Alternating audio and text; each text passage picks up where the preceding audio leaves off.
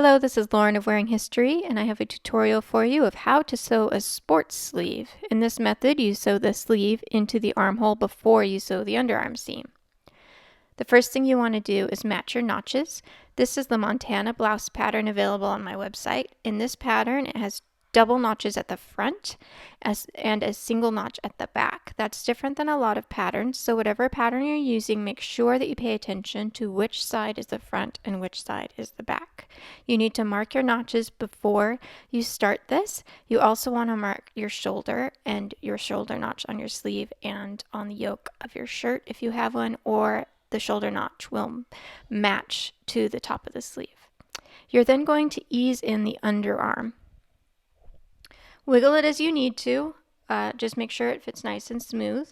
I also run a gathering stitch across the head of the sleeve. Usually you run 2 gathering stitches. Even though it's a sports sleeve and meant to fit really smoothly across the top, the gathering stitch will help you to ease in the extra fabric. You need the extra fabric so that the curve can match the curve of the sleeve. It allows movement. So just go as slowly as you need to and pin everything so that there's no bubbles, no pleats. You want it all to fit very smoothly. You can use this method for a gathered sleeve as well, but for this tutorial, we're just focusing on the sports style sleeve.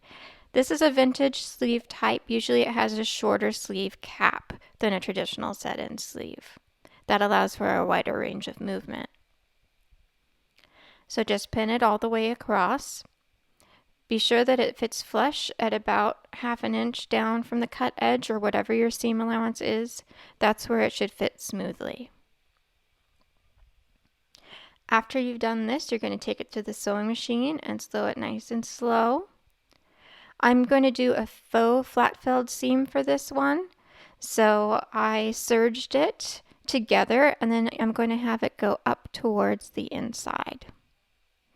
On the instructions, you can see on the line drawing that the stitching goes towards the shoulder, not towards the arm. So you press it with the seam allowance going towards the shoulder, and then you're going to top stitch it about 1/4 inch from where that seam line is. I have a 1/4 inch guide on my foot that I'm using, so I'm just matching the edge of my foot right up to where the last stitch line was and going as slowly as you need to. This is sped up, so I'm not sewing this fast. Make sure that you take your curve nice and slow so you don't get any puckers or weird lines. And just go all the way to the end and make sure you back stitch once you get to the end of the sleeve.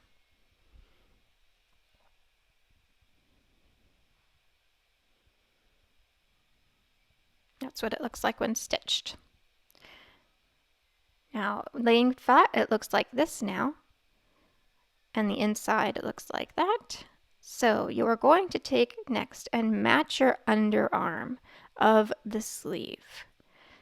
You want to match the fold, like where the first stitch line was, match that part. Then you're going to match your notches on the side of your blouse.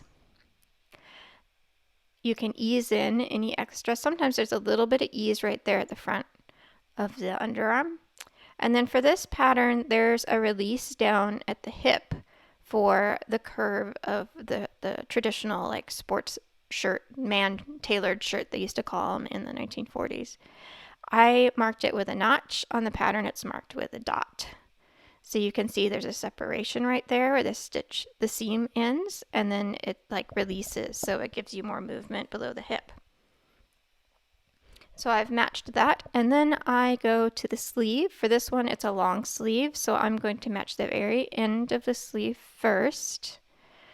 You should do your gathers after you do your underarm seam, not before. I made a boo-boo there.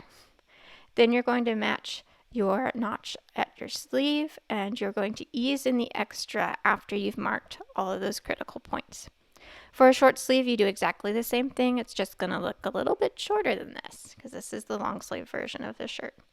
I will then mark the halfway point and then again split it in half. That's usually the easiest way to ease things in. After you take that and sew it on the sewing machine, it should look like this.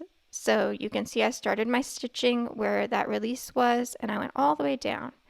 That's what it looks like when done. I hope this helps you with your sleeve adventures. You can find my sewing patterns at wearinghistory.clothing or wearing history on Etsy. Thank you.